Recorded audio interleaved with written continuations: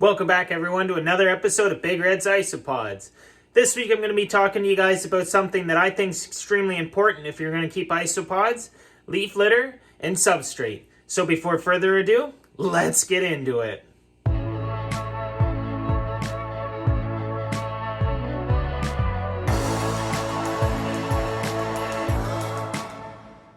So what I really wanted to talk to you guys about today was about leaf litter. I'm also going to touch on substrate real quick, but I really wanted to highlight the main properties and factors that leaf litter come into when keeping and raising isopods. So I think the most important thing when keeping isopods is to make sure you have lots of leaf litter. You want it to be some sort of hardwood leaves. I prefer to use oak leaves, maple leaves, birch leaves.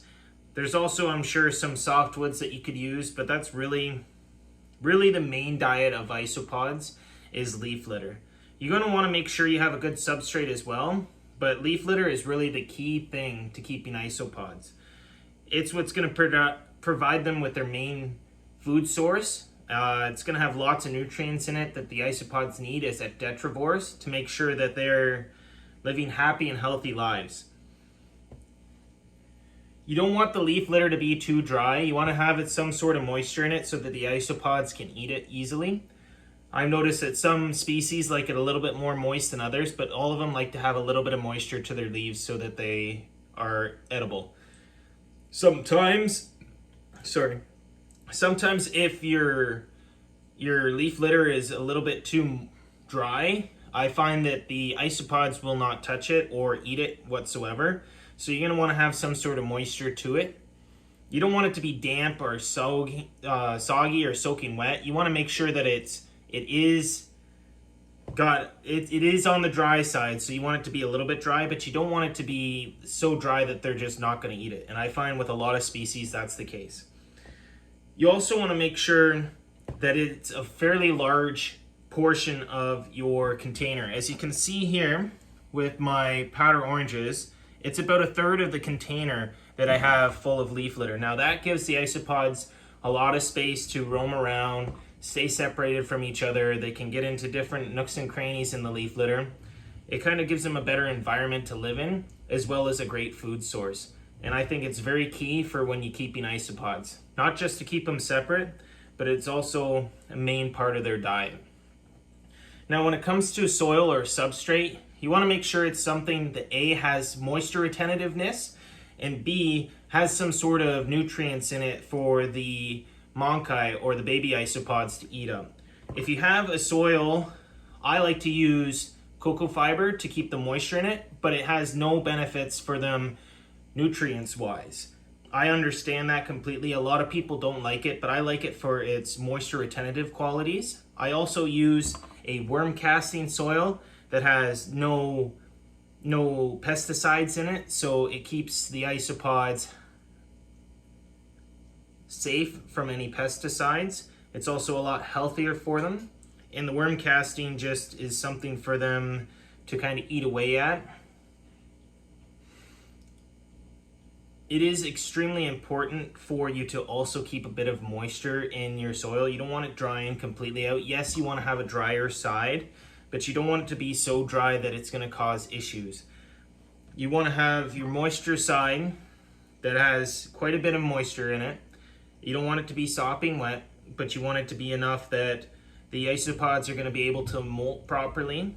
And you want to make sure that there is a drier side, but you don't want it to be so dry that if an isopod started molting over there, it's going to cause problems. Sometimes the isopods, I don't think, get a chance to pick the spot that they molt when it kind of starts happening. Maybe they just have to deal with it, because I've noticed a lot of them end up getting deformities from not molting in a moisture retentive side. So you want to make sure that it does have quite a gradient in here. As you can see in most of these containers, and I've shown in other videos, we have a really high moisture side, or a less moisture side, but it still has moisture in that side. You'll see me in some of my videos where I spray the entire container. I'll start on one side, slowly work my way over and do a little bit of a spray on the other side, and that's to make sure that there is moisture across the entire container. But again, I just wanted to highlight these 2 points, that the main the main two things to think about whenever you're keeping isopods. Number one, you got to make sure you have a great soil or substrate for the isopods and monkai so that they can reproduce good and they can get up to those numbers that you're looking for.